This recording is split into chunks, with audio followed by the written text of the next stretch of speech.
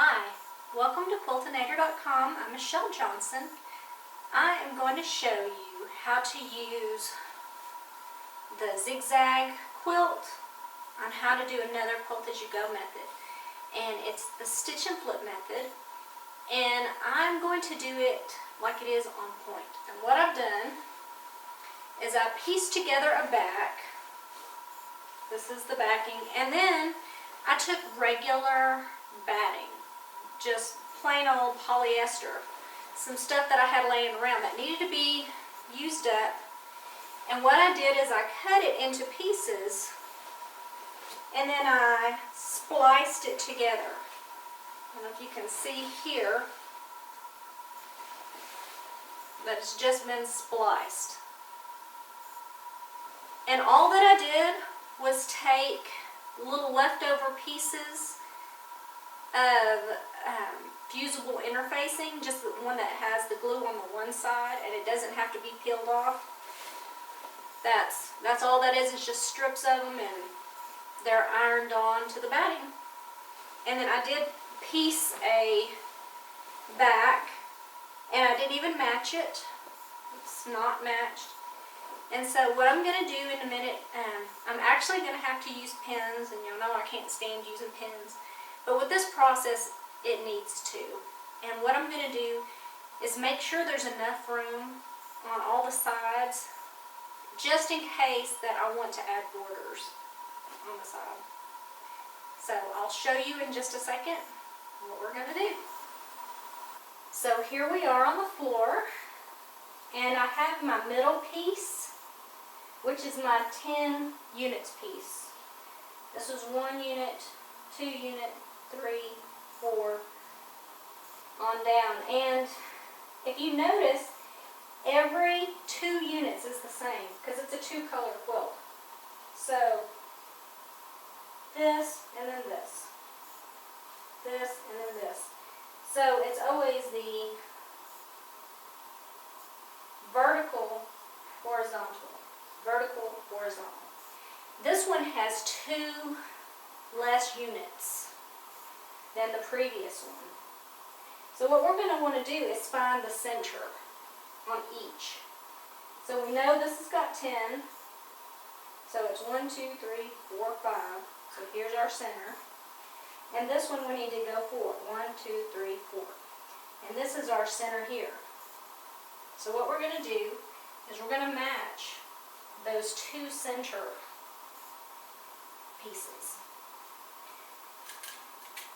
And again, I don't like to pin. I don't have to. But then you just feel and you nestle them in.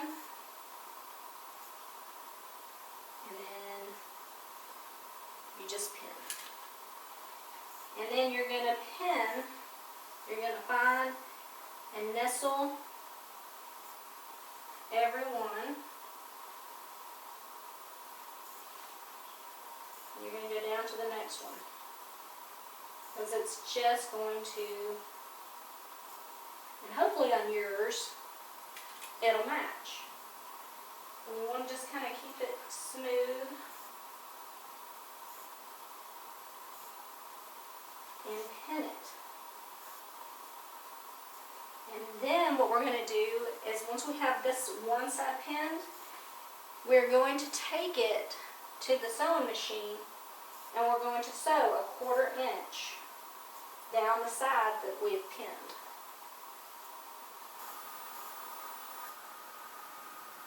Now, just to stitch this side down, we're going to start off the edge of the first block. Even though the 2 pieces aren't joined together here, we're going to stitch this block down as well. So we're going to pull up our bobbin thread. If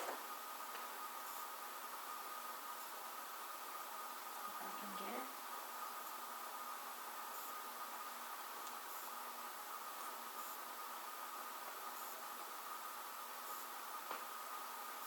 it. And then what I've done is position my fabric to where this is going to give me a scant 1/4 inch.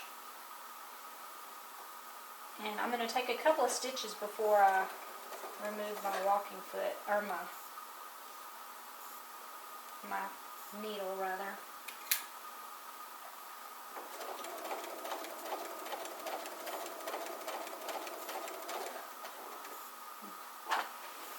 The main thing about the stitch and flip method is you're not concerned too much about the quilting.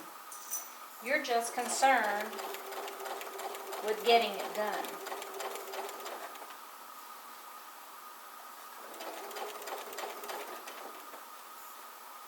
And now you know why I don't like to do larger size quilts.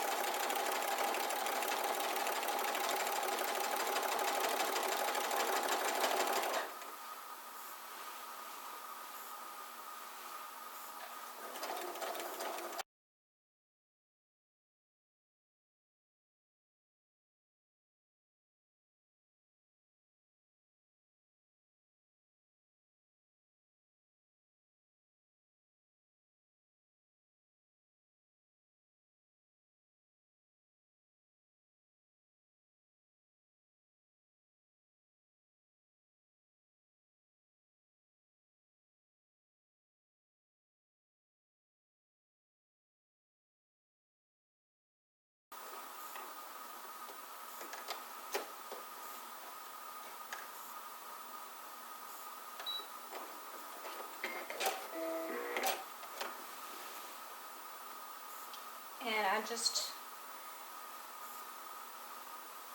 pull this a little bit farther, so that way all I have to do is pull, and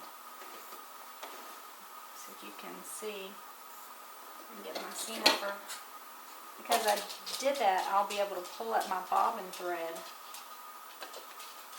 as well as this top thread and have both of them on the top. So that way the back will be nice and pretty. So I have the middle row sewn down, and on top of that one is the next row. And all I have to do now is just set the seam.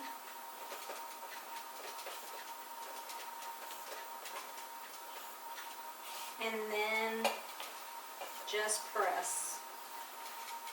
Press it right open.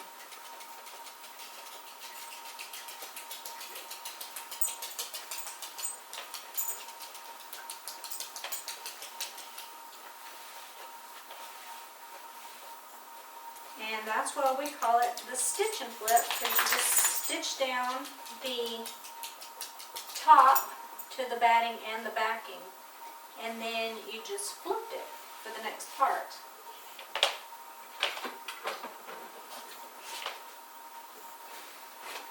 Now you can kind of see how it looks so far. And then all we're going to do is we're going to take the next piece, and it will go this way, and we're going to find the middle of it, and we're going to do the same thing. You're just going to pin this next row on, and then you're going to stitch once again from this outside edge, because this needs to be stitched down as well, all the way to the end, making sure you pull up your bobbin threads on both ends.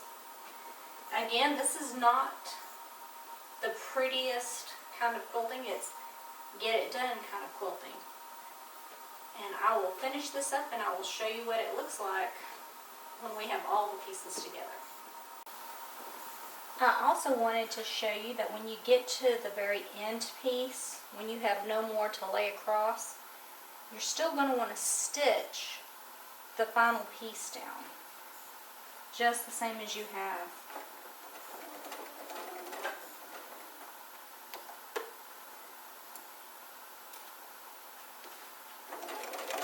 And you only have 2 sections to go through, but you want to keep the back smooth, and you want to kind of keep the other part of it taut, so that way you'll still have a nice smooth finish across the back. we are to the point now of putting our stop border on. And that's the very first little border from your pattern. It's where your eye, the stop border means it's where your eye stops from the pattern. It's kind of the frame. What I've done on the other side is I've already put the first stop border on the one side, and then we're going to do right across. What I have done is I had you pull up your bobbin threads, and now what you're going to do is you're just going to tie them in a knot and cut them off, because this is the middle of your quilt anyway. Here on the sides, what I want you to see is the edge of your quilt is not these points over here. The edge of your quilt is going to be this halving the block. You're going to lose half. The same here, you're going to lose half. So when you put your border across, so that way you can line it up correctly, you're going to go ahead and put it right all the way here to the edge. But you're not going to stitch from there. You're going to lay your strip across, and you're going to start stitching right about here. Kind of guesstimate just a little over, so that way you've got a little room. And then when you get to that point, you're going to cut it off. But to line up, so that way you've got 1/4 of an inch, there is this little V here.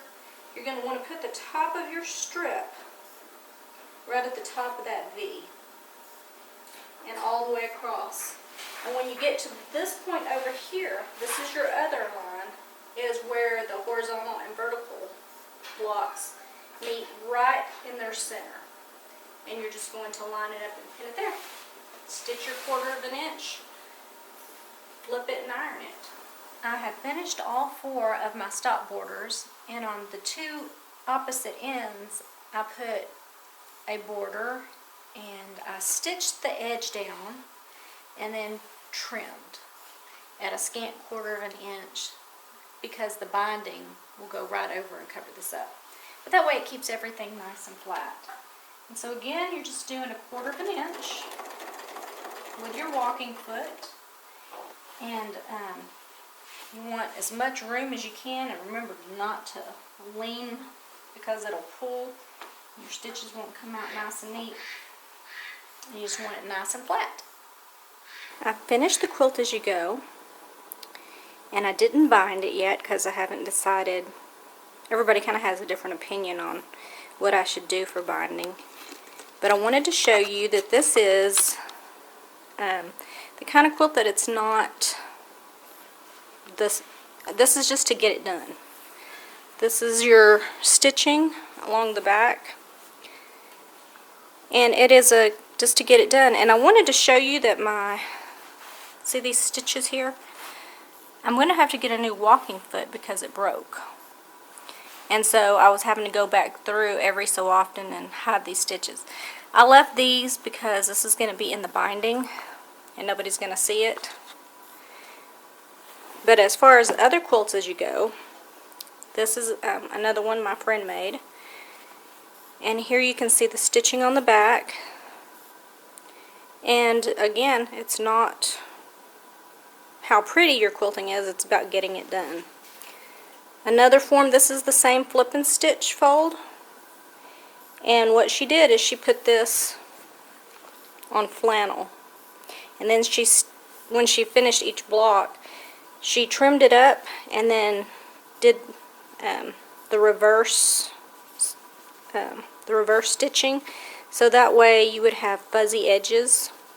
And then she just put a regular binding on it. So this is another very versatile quilting method, and I hope you give it a try. This is Michelle Johnson. This is Quiltinator.com, and I'm getting back to quilting.